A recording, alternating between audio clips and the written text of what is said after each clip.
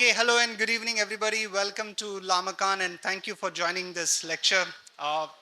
The conceptualization of this lecture started almost 2 months back when Sujai came to deliver a lecture on the Muslim minorities and representation of Muslim minorities and the caste-based reservation in education and also in employment. And after the end of the lecture, we decided to have a very sensational title, although we trim it down to this very moderate kind of a title. Probably he would be able to speak on that. So the title we finally decided to have is this: Indian Demography, Myths and Facts. And I have great pleasure in welcoming Sujai Karampuri. Sujai Karampuri is the son of the soil. He studied at NIT Warangal and at University of Michigan. And then he has worked in the US and Bangalore. And now that he's back in Hyderabad, he held great positions. He also worked closely with the Government of Telangana in the telecommunication department. And so please join me in welcoming Sujai Karampuri for this very, very wonderful lecture. Thank you so much for accepting. Thank you, Naeem. So, about I think 2 months ago, I spoke here on this podium the first time ever, and this is my second talk. And that particular conversation was about reservations for Muslims in the Indian context, especially in the employment and education. So, I gave my perspectives on why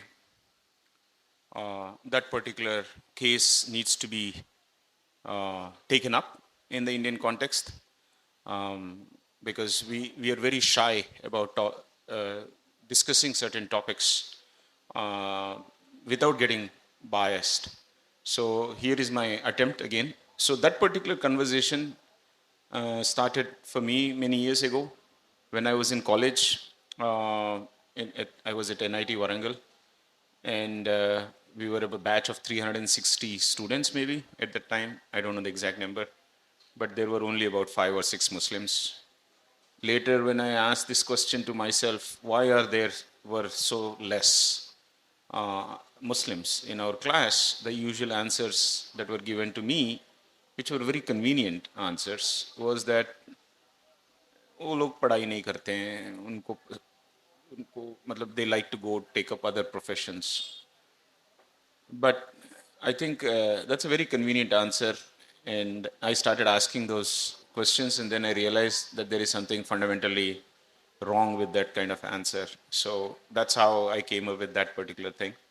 So this particular conversation again starts with my aunts. Two of my aunts were sitting next to me, and I was just about to have finish my breakfast to go to my to office.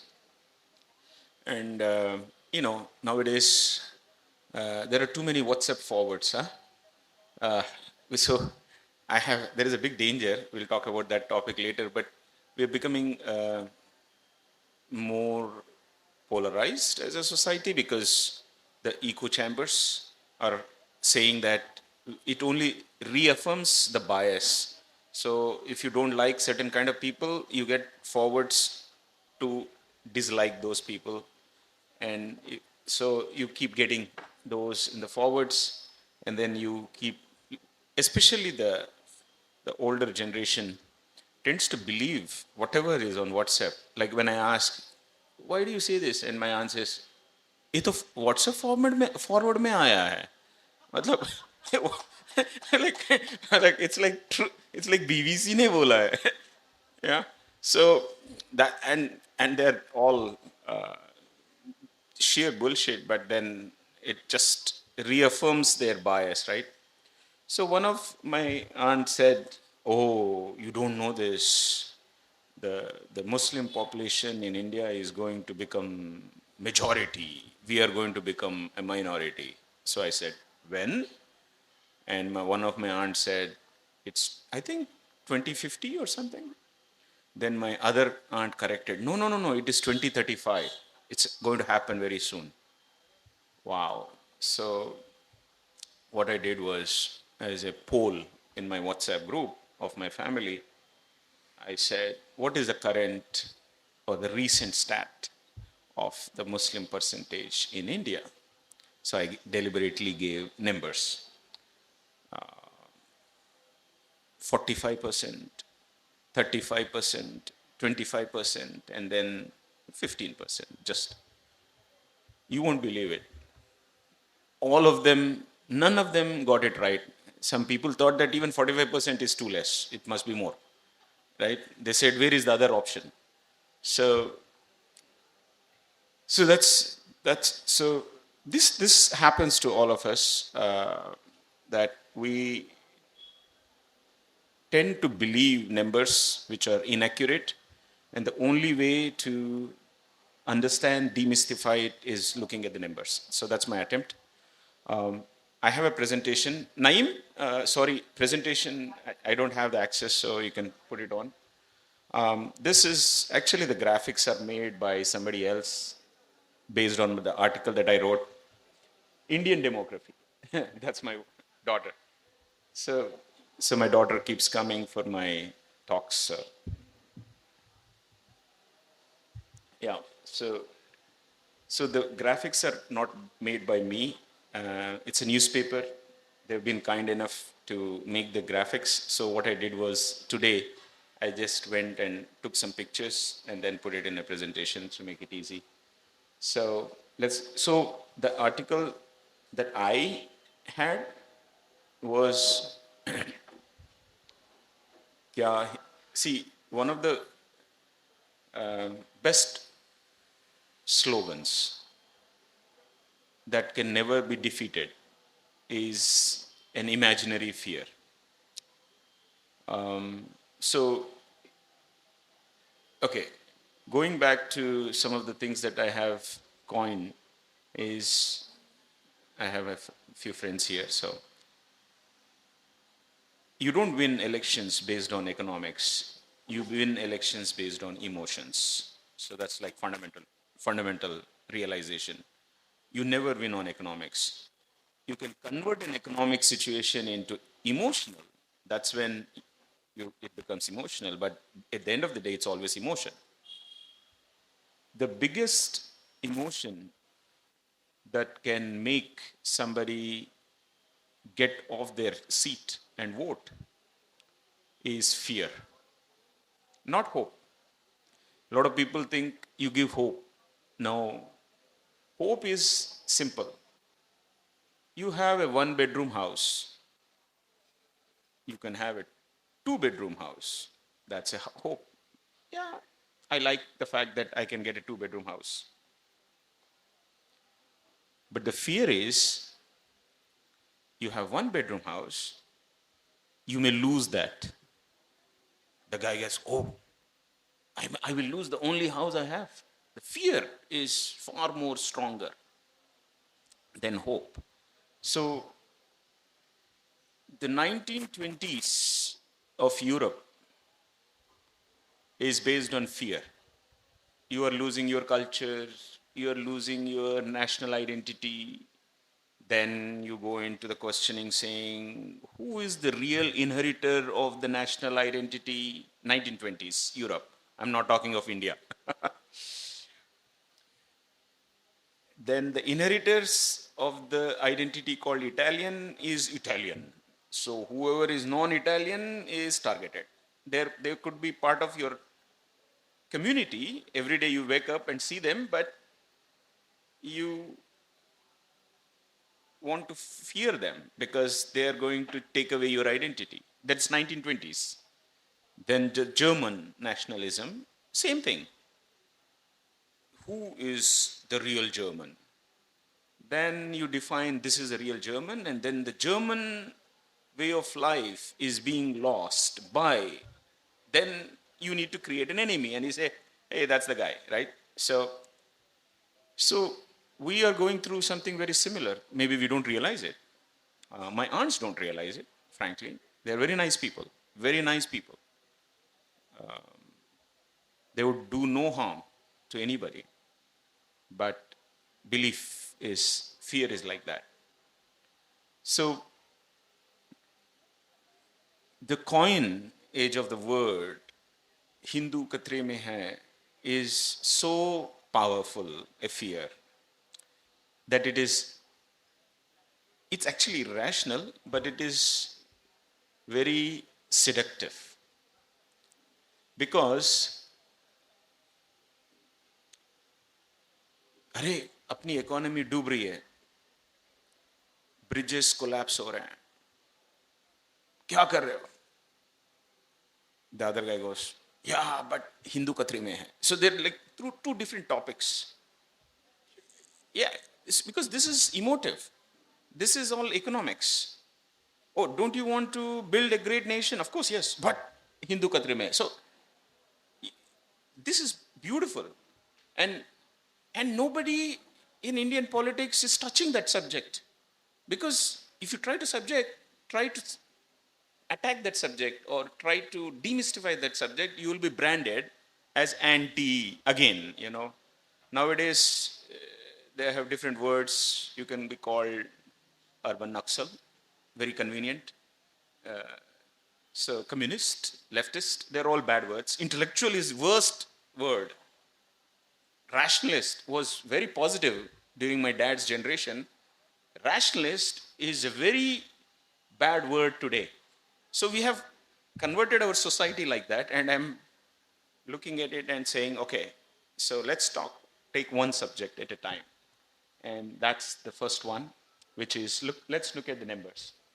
So there are certain people who believe that the population of Muslims is growing so fast that it is even growing 2.5 times that of the Hindus. And very soon their population would explode and become the majority. And I want to ask myself, being born a Hindu, I want to ask myself, is this threat real and rational? And is it not? Next. So here is the most important. Okay, when I'm done, if you're interested, you should take a look at a person named Hans Rosling.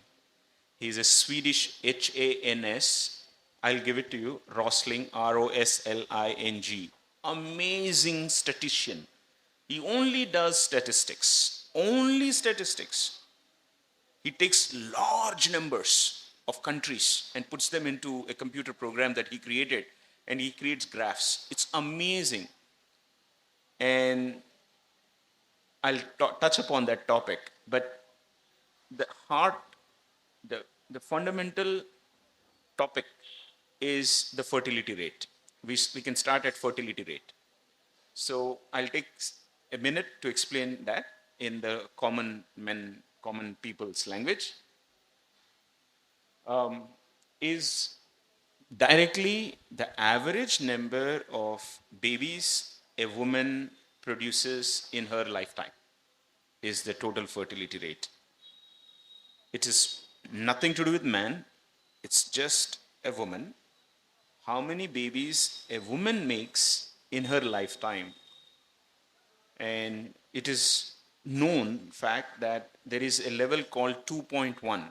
Now, nobody has 2.1 babies. You know, either you have 2 babies or 3 babies, but it's an average, right? So if the woman has 2.1 as the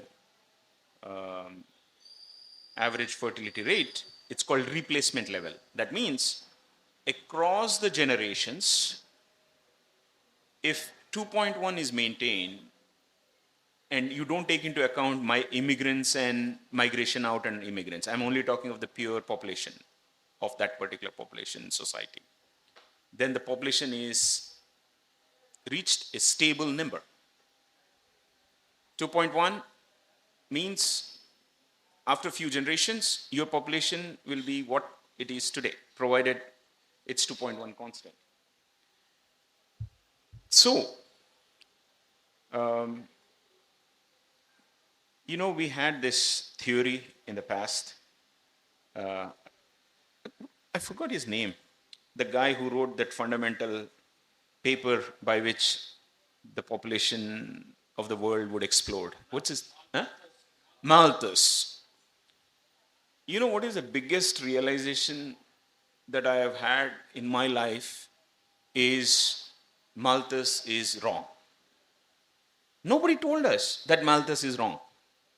Malthus is fundamentally wrong. He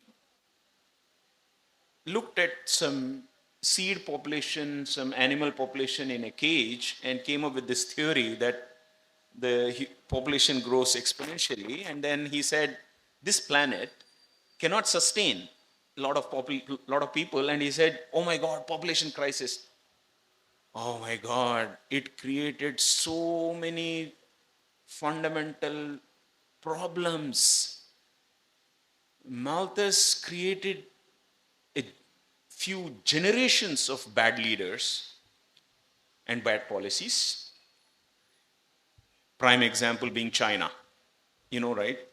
China, one point of time, thought, oh my God, population growing, and then they put restrictions, and suddenly, today, they suffer from declining population. And that's a big problem. So, 2.1 is when your population stays constant. If it is higher than 2.1, the population is invariably going to go increase over a generation. So the entire world, all countries were rating themselves on this 2.1 scale. अगर 2.1 से ऊपर गया, oh my God, 2.1 से नीचे गया तो अच्छा है. But I'll talk about the crisis later. So at one point of time, India's fertility rate was 5.9. Today, if you go to Africa, Sudan, and all those, it is 6. In some countries, it is 8. Then, of course, but we are not alarmed anymore. And I'll come to that because the realization is that you don't have to be alarmed. So, now I'll ask you a question. If you know the answer, say it. But how many people in this crowd thinks that India's fertility rate is above 2.1? How many people think it is below 2.1? So it's just last 2-3 years. We started going below 2.1. We became 2.05. And the recent statistics says that we are 2.0. 3 years, 2.1, 2.05, 2.0. What's happening?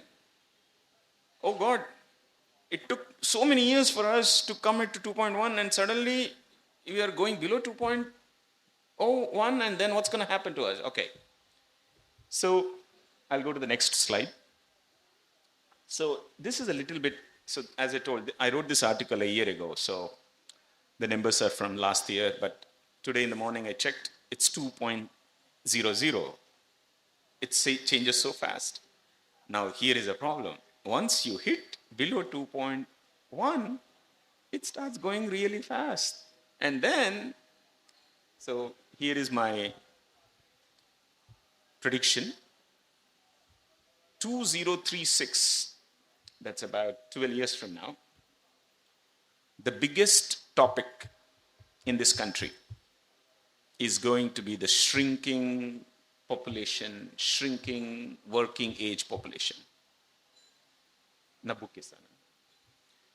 So today we have what is called as the demographic dividend, wherein okay, here is another nugget which is very interesting. At no point of time in the history of this planet, any country in the entire history ever had such a highest number of working population ever. Not China. India today, we are about 1.4 billion population. 65 to 67% of our population is in the working age between 15 and 60. It is such a great demographic dividend. Of course, if we put them to work. If you don't, it becomes a demographic burden. That's a different story. But this is where the next 15 years you can transform your GDP from today's $2,500 per capita to become a $15,000 per capita in the next 15 years, provided we put them to work, which means our per capita can grow by 6 times. This is what happened to all the countries. So when people talk about 5 trillion economy, you have to ask, you're asking too little. It should have been 10, because if you put all of them to work, whether you like it or not, it will be 10 trillion economy. It's not a rocket science. So this is an important number. There is no more a fear that India's population, it will continue to increase. You know why it will continue to increase? When you hit a fertility rate of 2.1, it takes you a generation or two before this 2.1 gets reflected into your population. So 2036 is when the working population in this country will not be 65, it will be 50%. So that means we will have 50% of the population working, 50% of the population dependent. But if you take some of the countries like Japan, it's exactly the opposite. The number of population who are dependent is far higher than the number of population who is in the working population. That's the problem they're facing. That's when your economy hits stagnation. You know what is the percentage growth of GDP for Japan in the last 10, 15? 0.5%, 1%, sometimes minus 0.5% and 1%. They don't see 6% and 8% because that's when it reaches the stability. And it is directly proportional to the population. That is when your mature economy becomes mature. So I'll go to the next one. So now different states are growing at different rates. That's, again, I am not biased towards any states, northern, southern. It's just a matter of time. Today, the Bihar here is at 3. UP is at 2.4. The new number is 2.35. Suddenly you'll start saying, oh my God, Bihar का population बढ़ रहा है, Bihar का UP का population बढ़ रहा है. हाँ, बढ़ रहा है. But बढ़ेगा, बढ़ता रहेगा. But then they will also reach 2.1. They'll also reach less than 2.1 very soon, before you know it. Prosperity is going to hit every state. Sometimes a little early, sometimes a little late. There's nothing wrong with it. Now, I spoke about the 2036 is when our Indian population is going to hit 50% working population. Do you know when is India going to be hit its peak? Of course, different people have different numbers. Anywhere between 2055 to 2062, India will reach the highest population, 1.7 billion. And then it will start declining, whether you like it or not. So here is the southern states. All the southern states have gone below 2.1 some time ago. And nobody told us. Nobody said, hey, pura South 2.1 se kam aa gaya. We didn't even congratulate ourselves. We were just thinking, abhi bhi humko lag raha hai ki population बढ़ रहा है. बढ़ रहा है. As I said, it will take 2-3 generations before this number starts translating into a reality for the society. Andhra Pradesh, Karnataka, already 1.7. Telangana, Tamil Nadu, Kerala, 1.8. Do you know what is 1.8? 1.8, 1.7s are United States and France. We have hit the population fertility rate of those countries already in the south, the 5 states. And Of course, states like Bihar, they have a catch up to do, but they will. UP, they have a catch up to do, but they will eventually. So if you see the China, that number is 1.7. Do you know what happened in the last 2, 3 years? Last year it hit 1.09, China. 1.09. You remember what I said? Once it goes below 2.1, there is a good chance it can go accelerate and go down. There is a chance. I'm not saying it happens all the time. So most developed countries, the population is declining across the world. China 1.09, France 1.68, US 1.62, Germany 1.35, Japan 1.2. Crisis, crisis, crisis. They don't have working population. Huge problem. You know who has got even bigger problem? Korea. 0.7. 0.7 is crisis. In another 2 generations, their population is going to be half of what they are now. And you know what is the problem with those countries? They don't have immigration in. They don't know how to assimilate people. So they don't know what to do.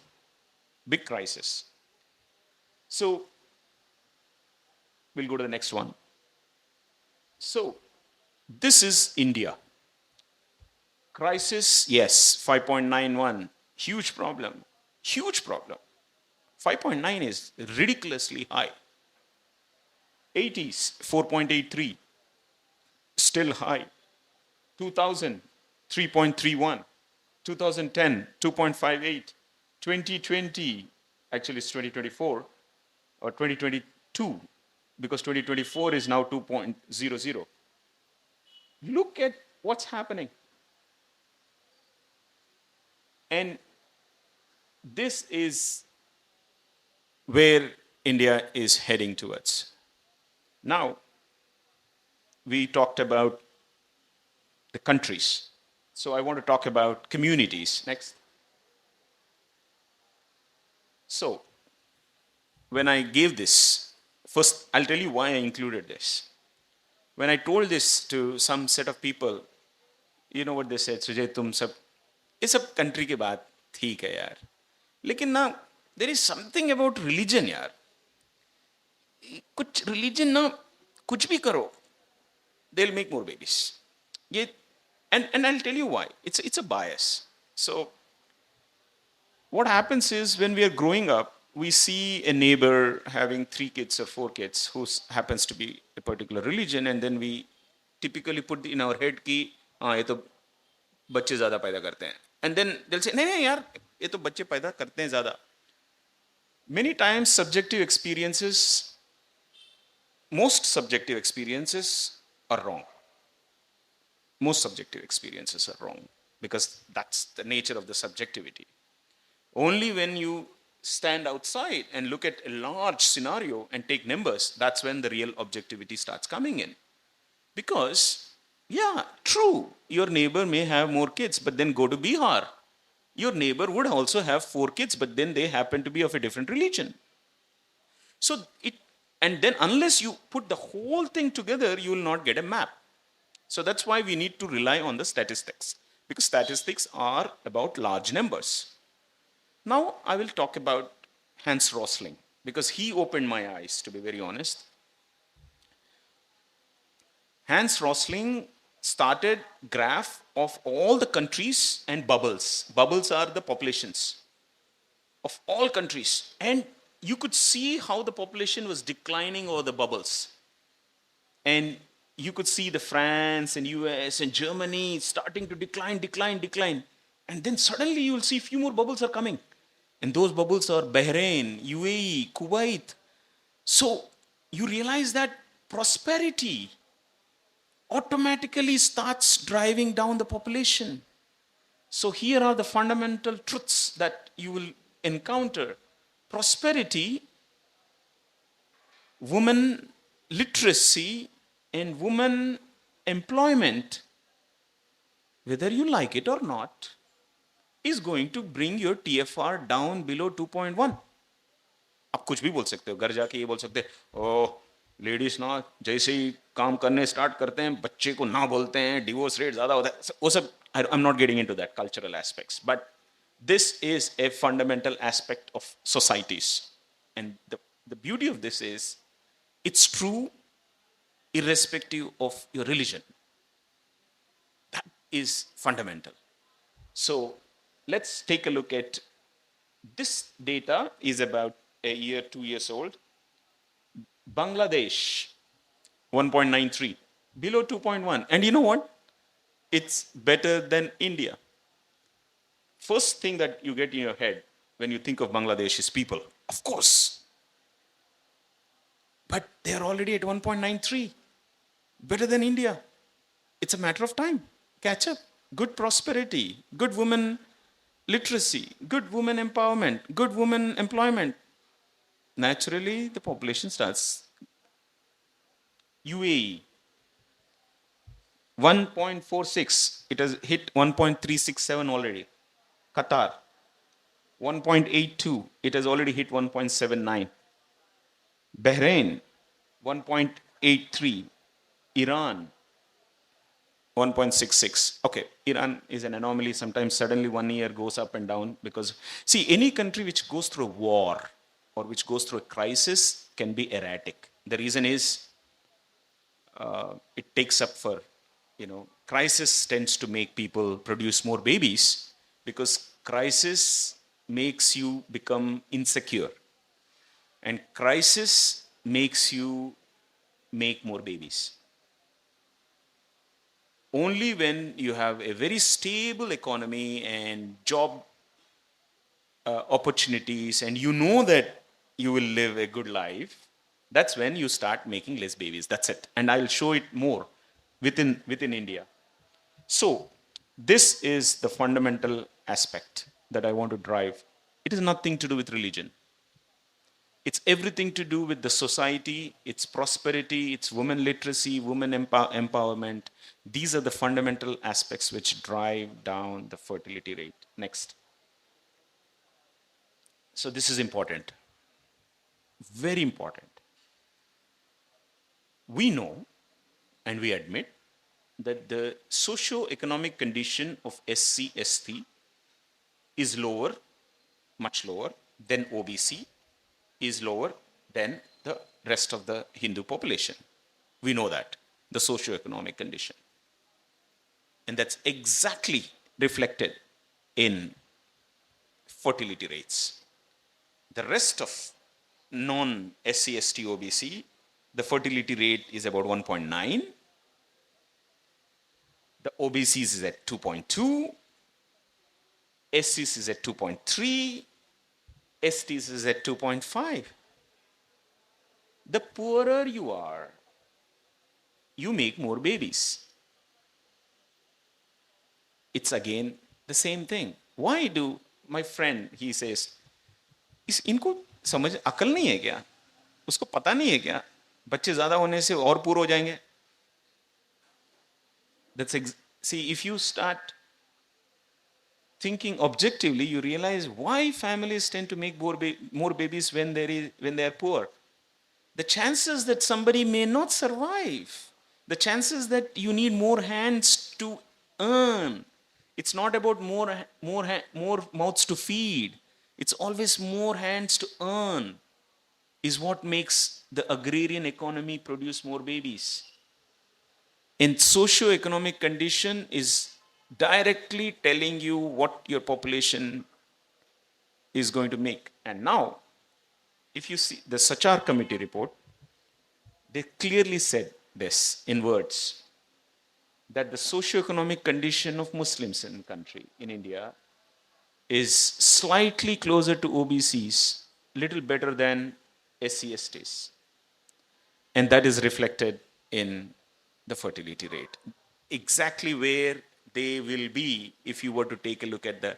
So, what should a country do? Country should do only one thing. You should improve the socio-economic conditions of the groups which are in the lower socio-economic group in state. you need to do everything to improve. You need to have schools which take in more and more SC, ST students, Muslim students in. You need to improve the women literacy.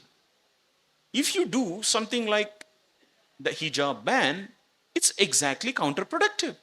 Because if you disallow a Muslim girl from going to school, the objective of improving the literacy is not met. Therefore, you will definitely have populations making more babies.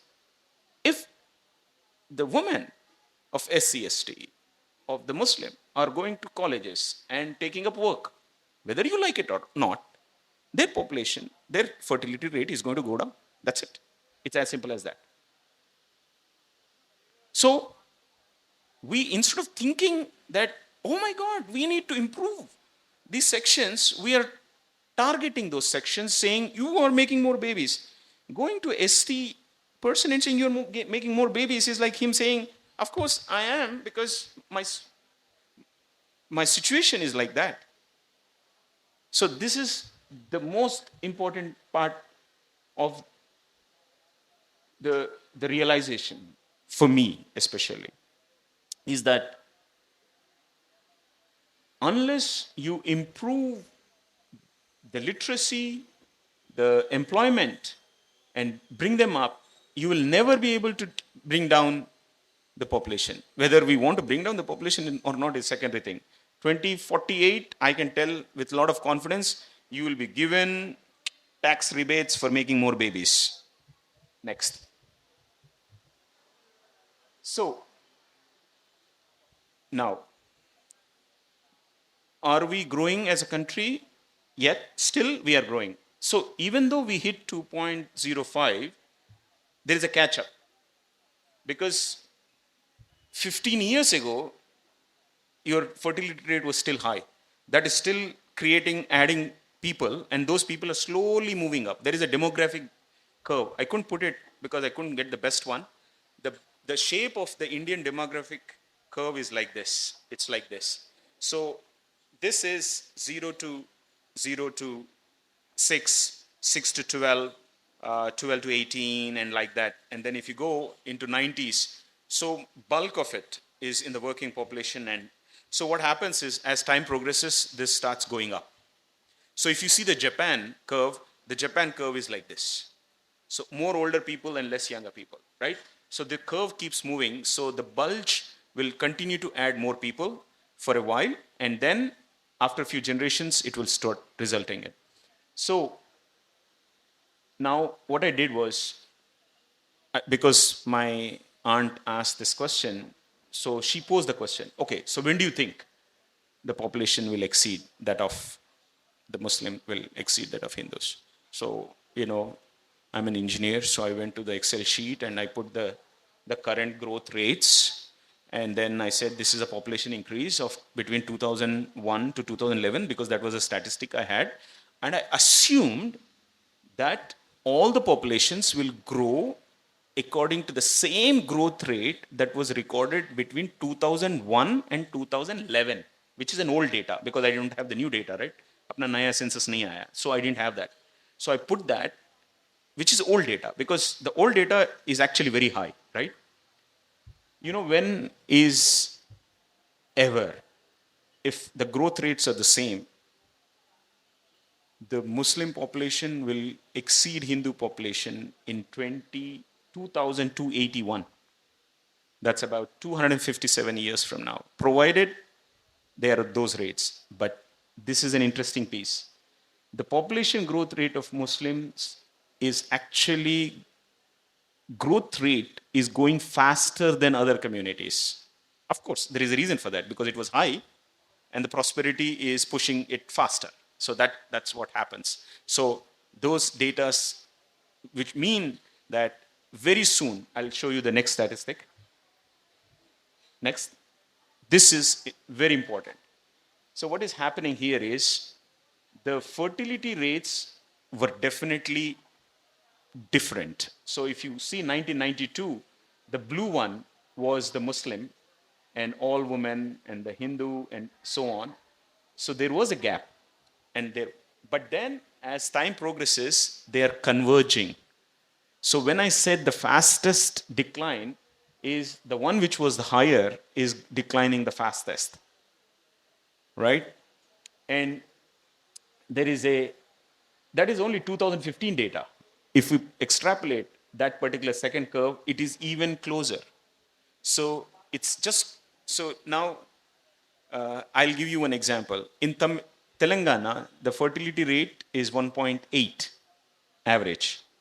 The fertility rate of Muslims in Telangana is 1.9. This is very important.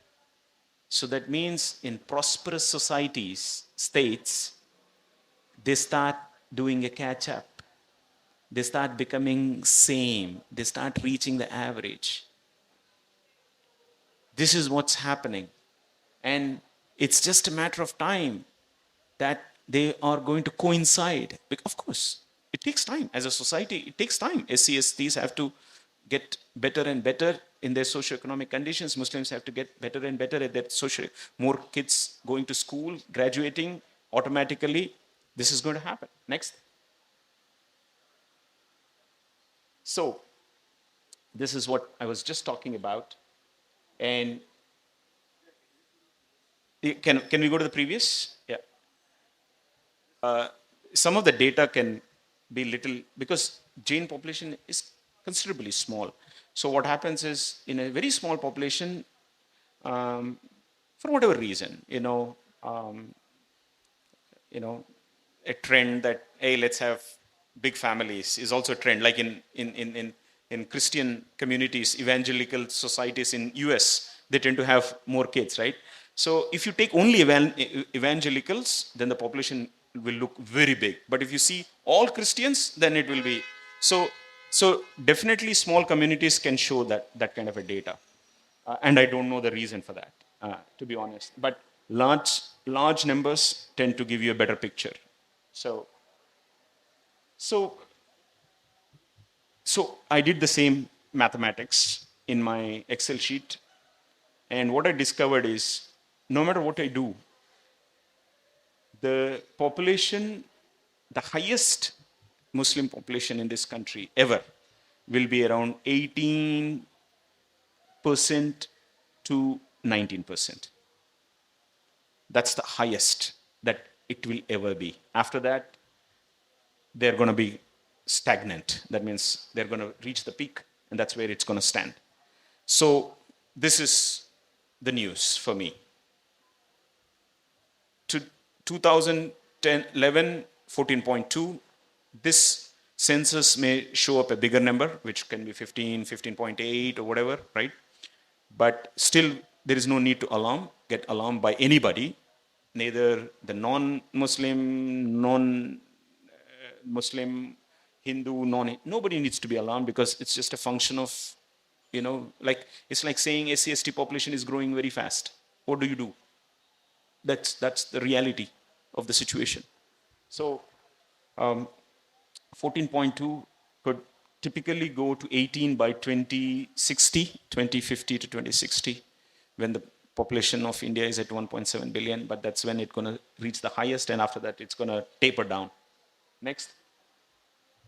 So these are the takeaways. Decrease in population is directly correlated to economic prosperity, female literacy, and female employment. All societies which become prosperous and which have a high literacy female, high employment female, will invariably, whether you like it or not, decrease fertility rate. And this is true of all societies, all castes, all religions. It's across. Next. So this is what I spoke about. We will hit the peak at 2062, and after that, they'll start declining. Next.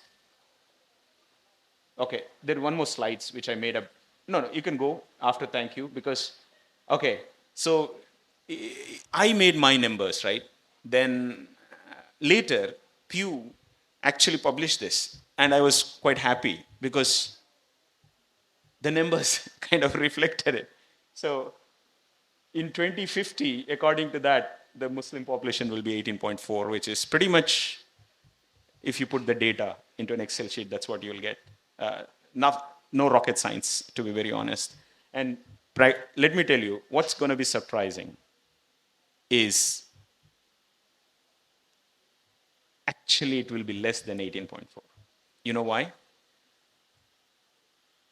Our estimate of the population growth 10 years ago was X. And when we come here, we realize that it is much less than X. Every year, we are realizing that our previous estimates are actually being changed because the population is declining faster. So by the time we hit 2030, 2036, we will start realizing, oh my God, this is sloping down faster than we ever imagined. So we may never hit 18.4, for all you know. So, but the good thing is, this is a projection from another research center. Next. Yeah. So now, this is only to make my aunts happy. So I want to tell my aunts like, ए तुम्हारा कुछ नहीं हो रहा है, कोई problem नहीं है, तुम चिंता मत करो. क्योंकि though the growth rate is lower for Hindus, but you need to understand how the numbers work. I have this much population and the growth rate is smaller.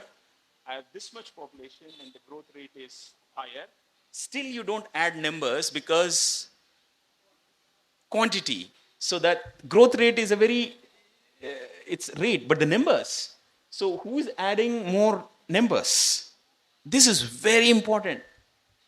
But percentage wise, of course, this is faster. Because if it went at the same slope, that would have been higher. So we need to understand that kuch, matlab, matlab, I want to tell my aunt कि आप खतरे में नहीं हो, you know, that's the graph. Next. Yeah. So this is again a statistic for my aunt because she kept saying, oh, world में हमारा कम हो रहा है. How do I tell कि world में आपका कम नहीं हो रहा है भाई, आप ठीक हो. Because world का कम हो रहा है, आप अभी भी बढ़ रहे हो, तो कोई problem नहीं है. So this is another number. So out of the world's population, we were 15 and we will continue to be 15. The reason is, though we are declining, the rest of them are declining faster. Therefore, we are compensating and our population is going to remain the same. Now, I tell my American friends, आप लोग पहले white immigrants थे. So when they were white, when the Italians were coming, they didn't like Italians for a while. Then they said कि ठीक है, Italian थोड़ा गोरे हैं.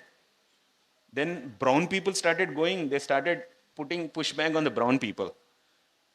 I keep telling them 2036 के बाद कोई brown people नहीं आने वाले तुम्हारे देश में. Then he asked me, who will come? I said, it will be Africans, black. Because the population of black people is growing very fast. So going forward, there will be two types of black people in US. The slave descendants and the new. तो अब लड़ाई कर लो. मतलब I'm just, but what I'm trying to say is this is a trend. You can't escape it. You know, when I was in college, I used to have very few Malaysian friends. And Malaysians would come, study, and go back. Indians wouldn't. Indians would stay. But Malaysians wouldn't. They would go back. Why? Because the prosperity of Malaysia was higher than us. So what happens is they don't like to stay.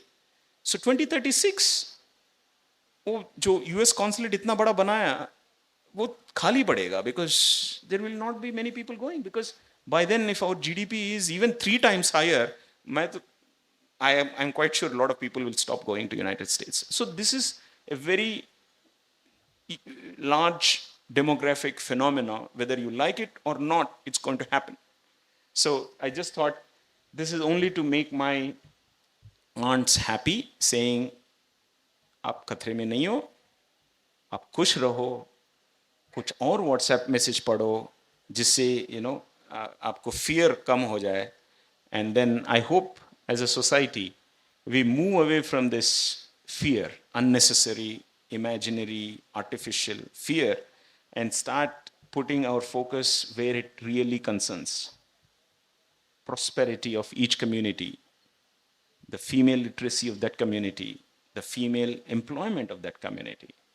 When they go up, whether we like it or not, we will increase our GDP per capita, and whether we like it or not, our population would have reached a stable 1.7, 1.6 billion and never ever increase after that. It would start declining after that. Thank you very much.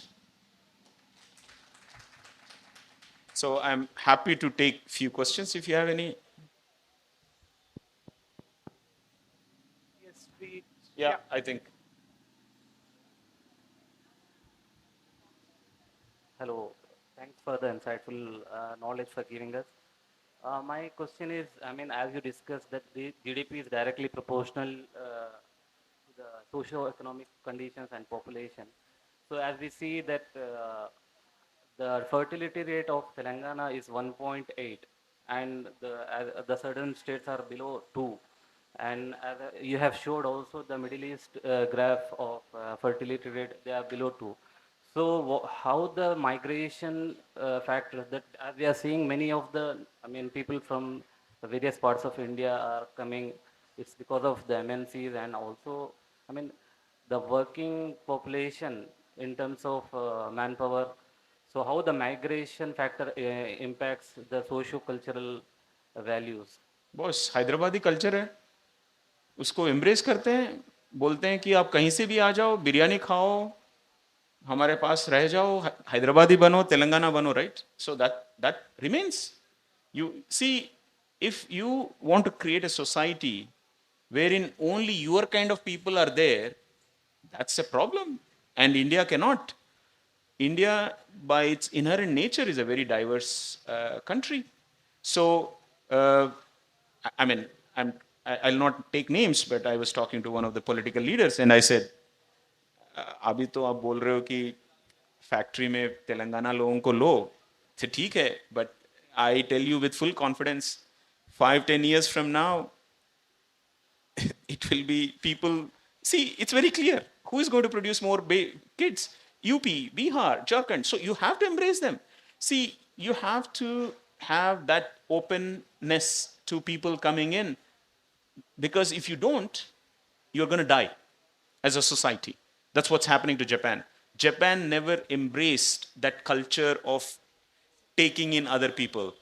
The beauty of us as Indians, to start with, is that we can have people from different parts of the country who come here and they embrace this particular place as their own, and they add their own distinct identity to this place by which we start celebrating them.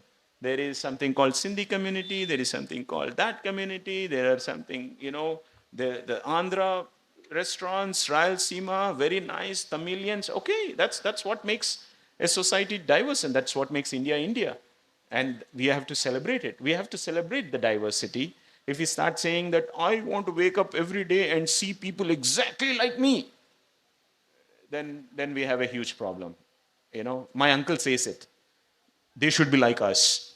I said, okay, what do you mean by like us? नहीं, अपने जैसा होना चाहिए. मतलब अपने जैसा कौन होता है यार इंडिया में? राजस्थानी थाली अलग है, गुजरात थाली अलग है, बंगाली ब्रेकफास्ट में मछली खाते हैं, हम नहीं खाते हैं. अब it's very, but you have to tell, as a society we have no choice, to be very honest. You will go to a mall and you will see a person from Orissa, from Jharkhand, from Bihar, and you should be open to it. You have no other option. Then why did you go below 1.9? Who asked you to go below 1.9? आपके अपने आप को prosperous society क्यों बनाए? Automatic है. And India will see a lot of migration. We will see a lot of migration, and migration is good. Good. What is so wrong about it? I don't think we want to preserve anything.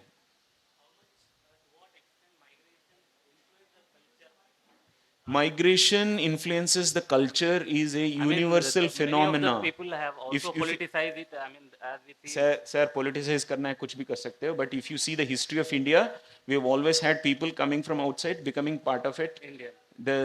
At one point of time, one I'm not culture came, another against. culture came, and another culture came, and we also keep moving. I was living in Bangalore, and I was a Telugu there, and I was embraced by them, and now I'm back in Hyderabad. Now, if the Bangalorean comes, I'll embrace him. If the Jharkhand guy comes, I'll embrace him, and if I'm not against migration. I was sir, taking your insight that how much migration influences the of social course, culture. see, culture is not static. Culture keeps changing, right?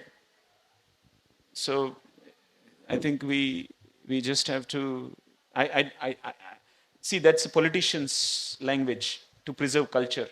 See, any society which wants to protect its culture invariably turns very radical. Any society which says that we want to protect women also ends up chaining the woman. Any society which says that अपने women को protect करना है, invariably woman is the target, not the man. So whenever we say we have to preserve the culture, I don't know what is so great about it. Personal opinion. I love all kinds of foods. So if there are different kinds of restaurants, it's good. Hi, Sujai. Yeah. Thank you for the insights. Inshallah. Uh, my question is related to the previous one. Here you said that we heard recently that Karnataka is going to implement a law that no foreigner should get a job there. So see, If these this are happens- actually these are very immediate political reactions. But eventually, even if it happens for a small period of time, economics will dictate that such a policy is untenable. But having said that, I have absolutely no problem with a politician trying to safeguard the interests of his people to an economic situation. I think there is some small merit to it. But the minute you go beyond the economics and start saying कि बाहर के लोग नहीं आना चाहिए because वो लोग हमारी culture बिगाड़ रहे हैं, then becomes a problem because, as you know, India cannot escape that. All metropolitan cities are based in the fact that it has migration. No metropolitan city can survive without that migration, inward migration. You will be doomed.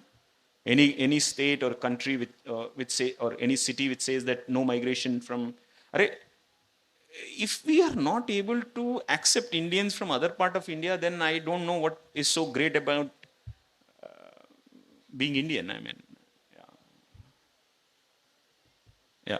Yeah. First of all, I like to appreciate you and thank you so much, Sujay, that you gave a very detailed and brief with statistics numbers how this is going to be in further. And this is just a speculation what we are expecting. As you said very well, that it's all about our emotions, which is being targeted.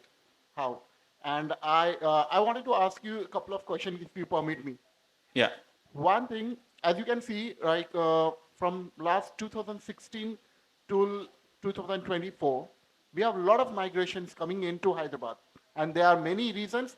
And of course, we appreciate, and as we are, Hyderabadis are considered as hospitality.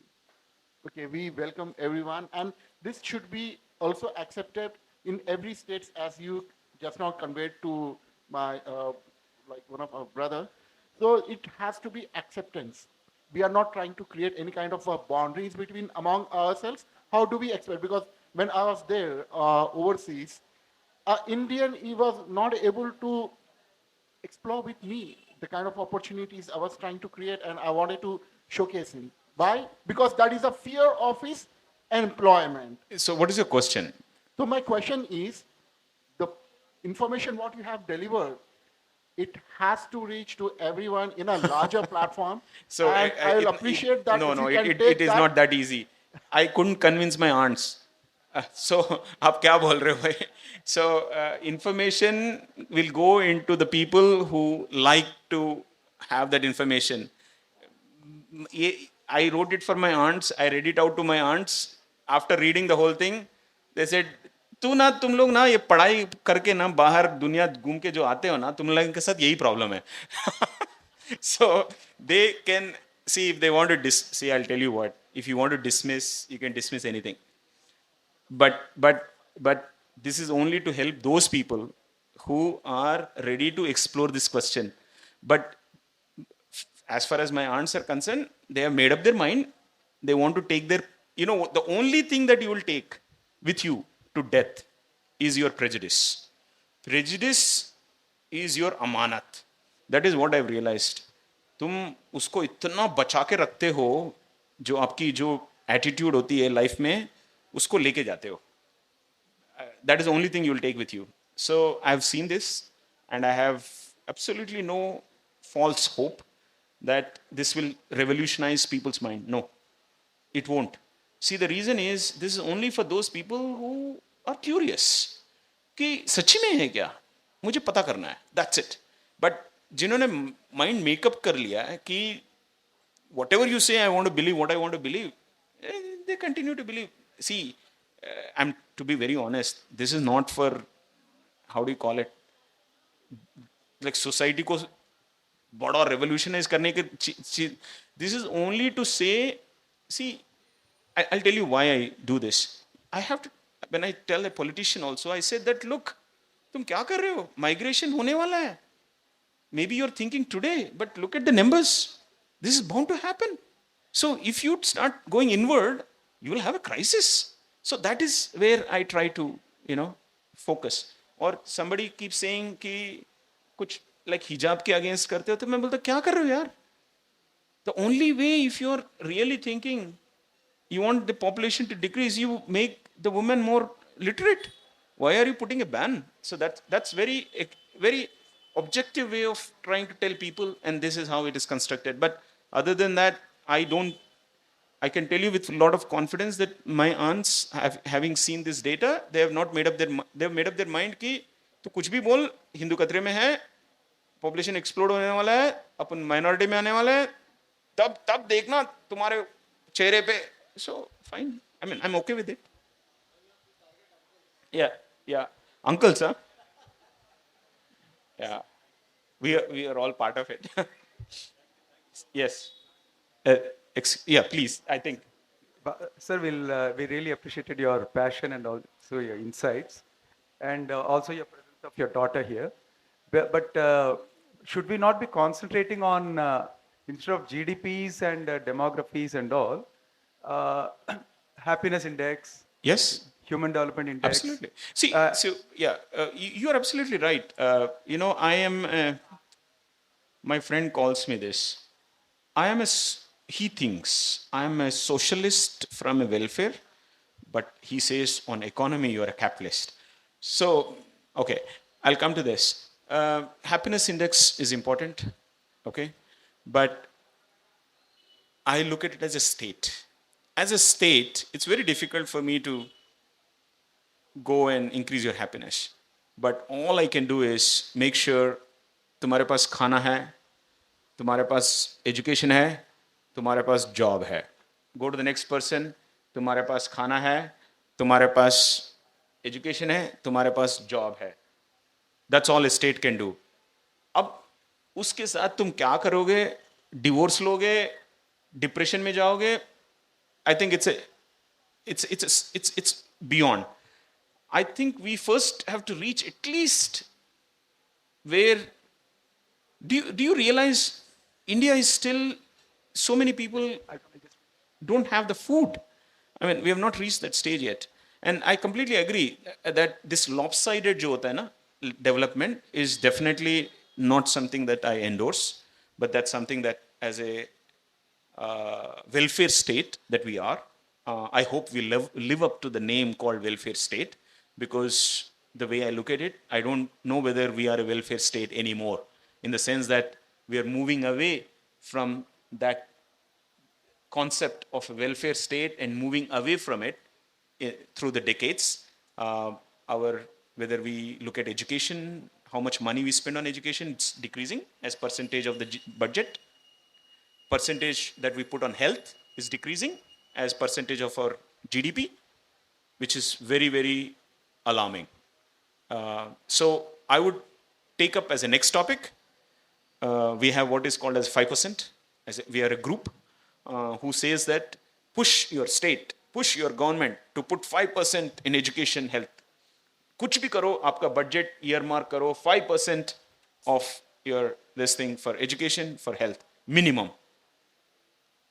अभी नहीं है. I'll give you those numbers next time. I'll do like this. I'll do an analysis of how we are going.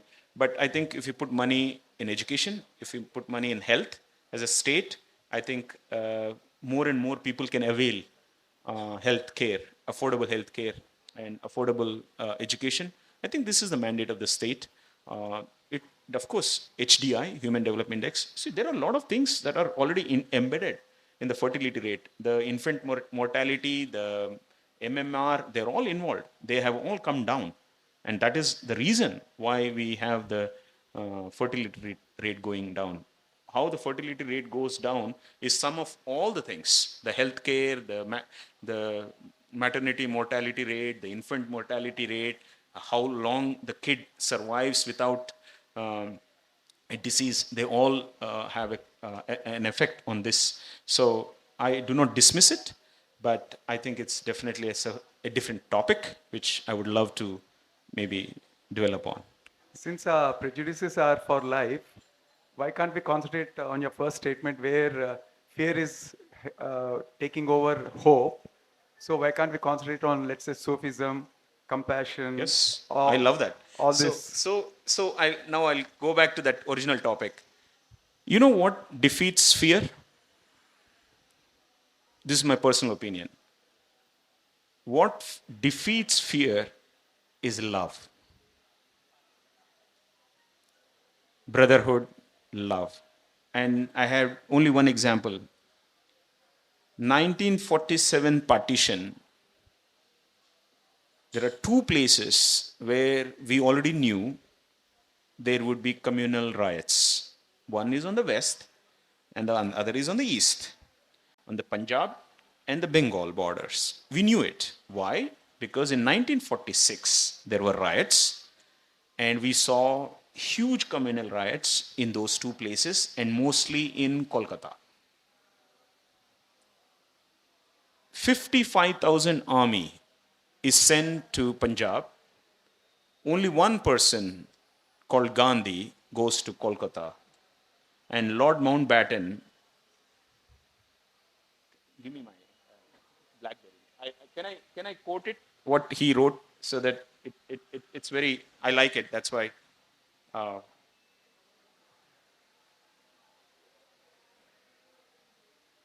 I'm searching for the word Mountbatten.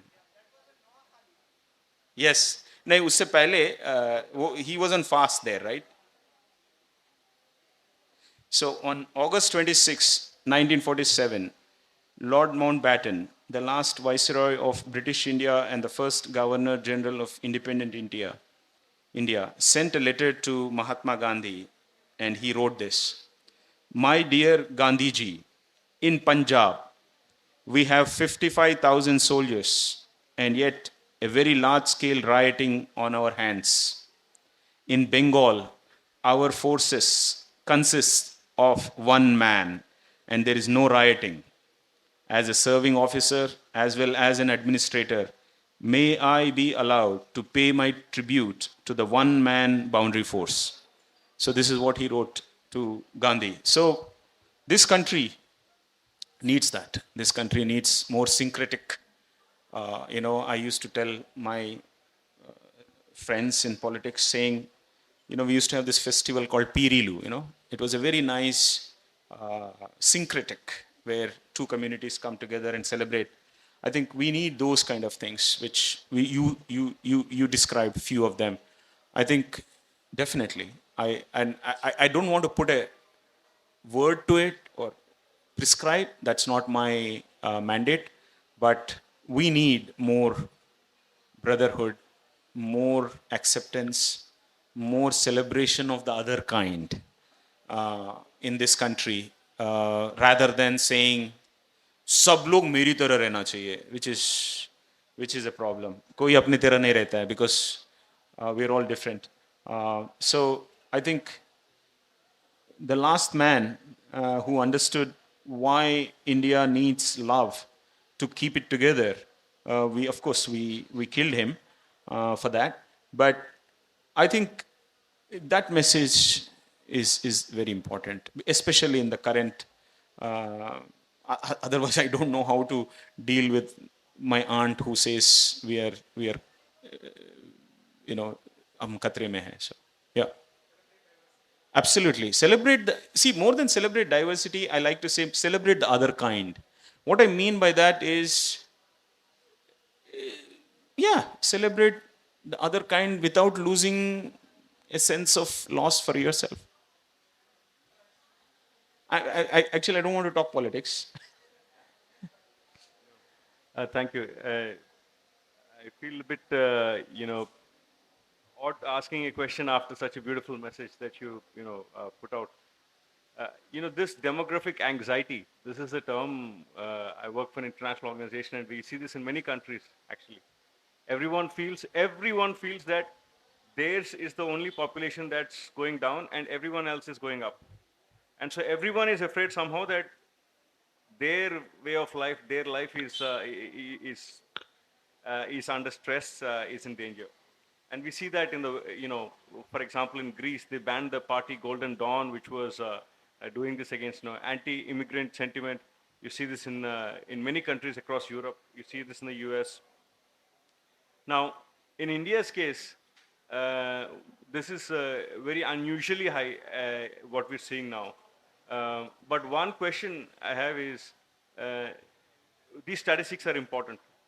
There is also another narrative that's going around, that through conversions and through interreligious marriages, numbers will be altered. Do you have any projections or anything on this? So I can come back, because I don't like to, usually I like to do my homework. I'm an engineer, as I said. So by profession, I'm an engineer, and I take it very seriously, my engineering. So I like to speak with numbers, and you can do me a favor. When you start searching how many intercaste marriages are there in India, you'll be quite surprised. Though Ambedkar said annihilation of caste long ago, and we did all that, predominantly, extremely high, I don't want to give a number because I could be wrong, but they would be higher than 90% of the marriages in India are still within the caste. That's number one. And you'll be quite surprised how many interreligious marriages actually happen in this country. It's even far less. So I think what happens is, when we look at the numbers, then we realize how minuscule that particular number is, that it has absolutely no way of altering. That is on the interreligion faith marriages. Two, conversions. Hey, to each his own.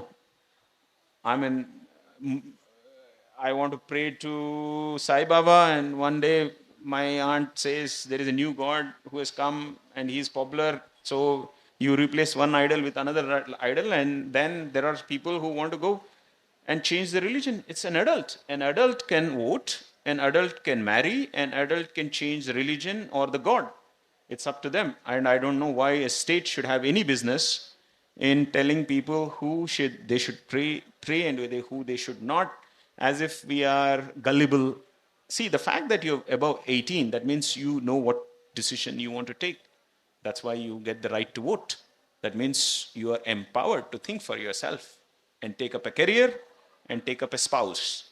When we give them that, how can suddenly in the matters of religion we start saying he's gullible and innocent, he has been brainwashed? It doesn't make sense. But if you really look into the numbers, you will be quite surprised. The numbers are so small that it has no impact.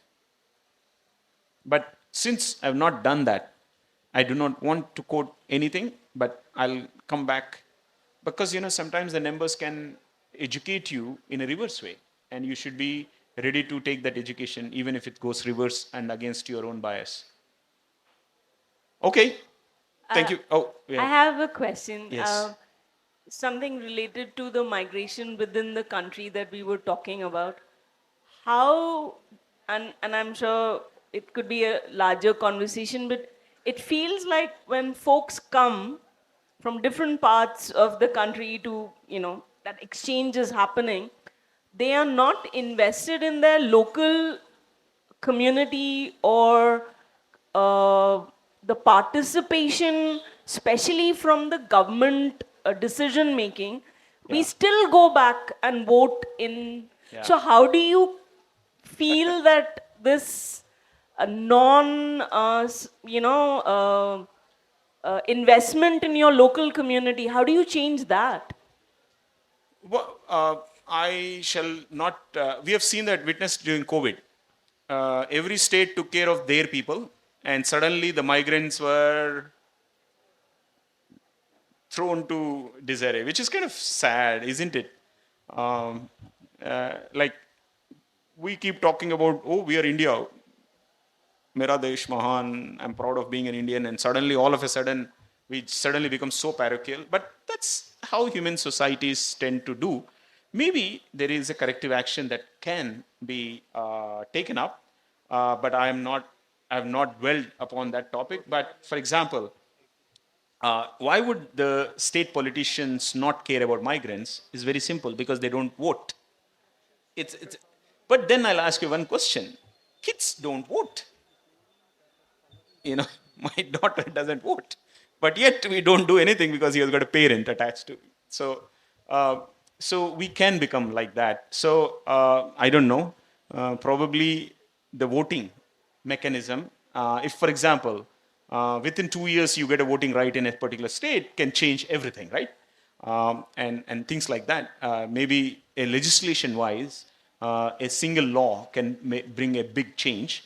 I have This is a topic I've not thought through the whole thing. Therefore, since I don't have a grasp on it, I don't want to talk about it. But a legal remedy might be a great solution in such cases. Sometimes the attitudes change because I've seen this in my life. When I was young, we didn't have women reservations in schools, colleges. And then suddenly there was women reservation and everything changed. My aunt and my mother was a school teacher in a village, and then all of a sudden the parents want to send the kids to school. Why? Because the mother says कि मेरा बेटा को job मिले नहीं मिला लेकिन मेरी बेटी को तो मिलेगी. अरे मैंने बोला boss, if a single legal change can bring a societal reform, which is great. Actually, I loved it.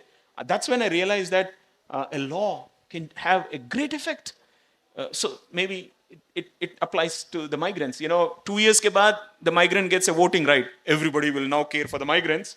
Thank you very much. And COVID ke time pe they will embrace them, right? Right? We saw that. I mean, we witnessed it because I was part of by the way, I was part of the government. So I have seen it from the government side. I was with the government for 9 years. So, yeah.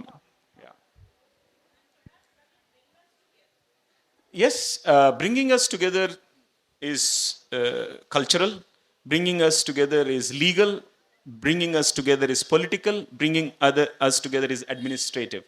So, you know, I, so I, those are other aspects. Yeah, I'm just at this point of time confining to just these numbers. I'm sorry if I am not answering the other questions.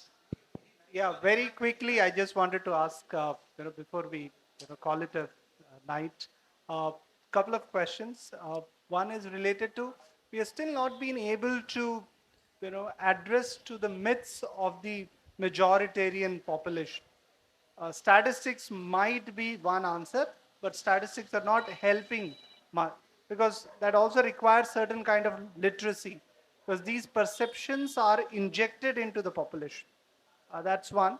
Is there another solution that you have? Because with far reach of this WhatsApp university It goes on and on. Even the literate, I'm sure in my university also, there are a lot of people who think the same. That's one. Yeah. And also that corollary to the other gentleman's question about is urbanization has something to do with the population decline as well, because somehow the government is also pushing lot of population segments to come to cities, or maybe in the next 30 years we will have 70-75% of the population living in the cities itself. So Yeah. if you could. So the first question is society has to reform itself to some extent. We need, okay, the way I call it is in the current scheme of things, I call us, me, a reasonable and rational Hindu because I need to stand up. If I keep silent, then the problem is the other voice is so strong that it is getting submerged. So we need more and more and more reasonable and rational Hindus to stand up and say, I do not believe the bullshit that you're talking, and I do not believe the bullshit you have to talking. You have to call it out. So this is something that I've coined for myself. How do you stop a bully? A bully. You know, as a young boy, you'll see a bully in the class, during ragging and all that. You have to call it out by calling bully a bully. If you don't call the bully a bully, and if you are trying to be politically right, there is a problem. In the same way, you have to call a fascist, you have to call a racist. If you don't, then it's a problem. So the only thing is the reasonable and rational Hindus have to educate themselves so that they can come up with a better argument to stand up against the current fears. That is the only way to save ourselves from, this is exactly what the Germans didn't do in 1920s. So we should not repeat that, and we should try to educate ourselves so that we are armed and we stand up to this. And that's the only way forward.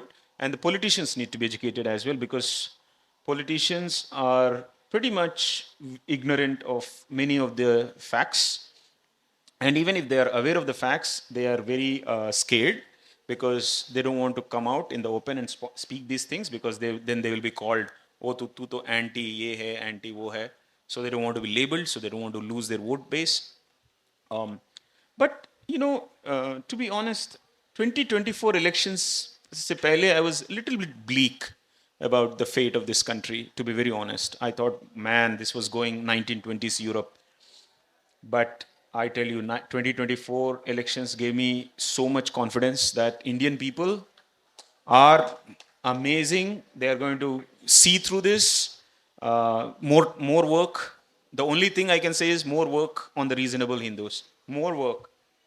We have to keep on fighting this off on every forum, everywhere. We need to keep on pushing this, so that we don't get into that situation. Because, see, hatred, I'll talk about two things. Anger subsides. Animosity subsides. Hatred is for life. There's a difference.